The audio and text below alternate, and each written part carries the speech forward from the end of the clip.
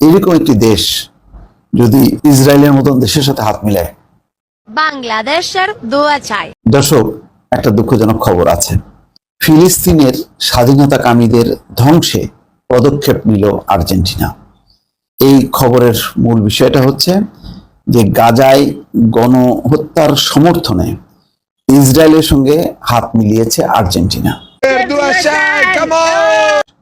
যদি ইসরায়েলের মতন দেশের সাথে হাত মিলায়, এটা খুবই দুঃখজনক। যেখানে ইউরোপের অনেক দেশ পর্যন্ত এখন সরে এসছে, ইসরায়েলকে আর সমর্থন দিচ্ছে না। যার নেতৃত্ব দিচ্ছে স্পেনের প্রধানমন্ত্রী, রীতিমতো রাষ্ট্র হিসেবে স্বীকৃতি দিয়েছে আয়ারল্যান্ড, স্পেন সহ আরো 3-4টি দেশ। সেখানে আর্জেন্টিনার এরকম অবস্থান খুবই দুঃখজনক।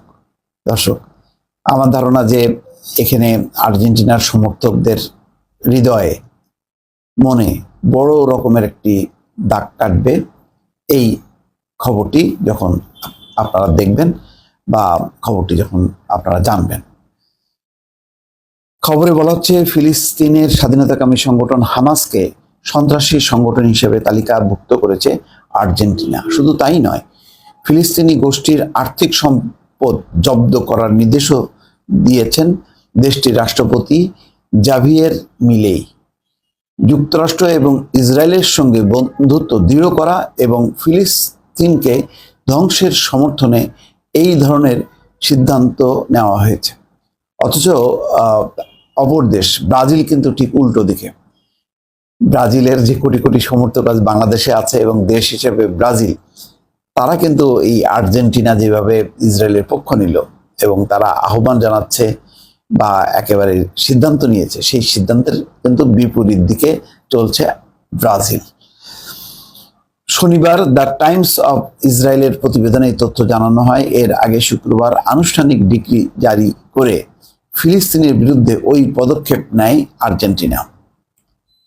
এই ব্যাপারে আর্জেন্টাইন প্রেসিডেন্টের দপ্তর থেকে দেওয়া বিবৃতিতে বলা হয়, গত বছরের 7 অক্টোবর ইসরায়েলের হামাসের হামলা মেনে নেওয়া যায় না। ওই হামলা ছিল মানবাধিকারের বিরুদ্ধে সরাসরি অপরাধ। হামাস ওই নারকীয় হামলা চালিয়ে 1200 ইসরায়েলিকে হত্যা ও 251 জন বিদেশি মানুষকে জিম্মি করে নিয়ে যায়। তাদের এখনো মুক্তি না দিয়ে নির্যাতন করছে। এছাড়া সংগঠনটি ইরানের সঙ্গে সম্পর্ক রাখে, অথচ ইরান আর্জেন্টিনায় ইহুদি স্থাপনায় সন্ত্রাসী হামলার জন্য দায়ী। 1994 সালে জুইশ কমিউনিটি সেন্টারের সদর দপ্তরে বোমা হামলা হয়। আর্জেন্টিনার কোর্ট অব ক্যাসেশন বুয়েন্স আইরেস ওই বোমা আক্রমণের জন্য ইরান ও তাদের লেবাননি সহপক্ষ হিজবুল্লাহকে দায়ী করেছে। ওই আক্রমণে ল্যাটিন আমেরিকার সর্ববৃহৎ জুইশ কমিউনিটি তছনছ হয়ে যায়। গোটা কমিউনিটি সেন্টার বিধ্বস্ত হয়ে মাটির সঙ্গে মিশে যায়। 85 জন নিহত হয় এবং 300 জন আহত হয়। সম্প্রতি এই হামলার বিচার নিশ্চিতে ইরানের স্বরাষ্ট্রমন্ত্রী আহমেদ ওয়াহিদিকে গ্রেপ্তারে ইন্টারপোলের সহায়তা চেয়েছে আর্জেন্টিনা।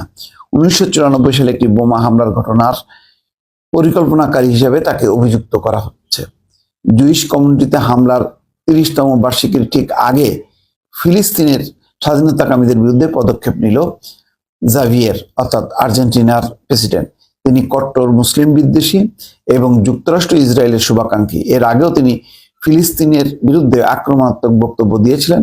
শুক্রবারের বিবৃতিতে তিনি বলেন, আর্জেন্টিনাকে অবশ্যই আরেকবার পশ্চিমা সভ্যতার সঙ্গে যুক্ত হতে হবে। প্রেসিডেন্ট নির্বাচিত হওয়ার পর এই বছরের শুরুর দিকে প্রথম রাষ্ট্রীয় সফরে জেরুজালেমে যান।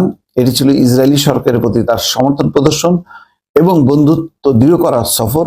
তখনই তিনি নেতানিয়াহুর প্রশংসায় পঞ্চমুখ হন এবং হামাসের প্রতি ক্রোধ প্রকাশ করেন। দর্শক, এই খবরটি নিশ্চয়ই, আমি জানি আর্জেন্টিনার যেই বাংলাদেশে লাখ লাখ সমর্থক আছে এবং বিশ্বে কোটি কোটি সমর্থক আছে, তাদের ভালো লাগবে না।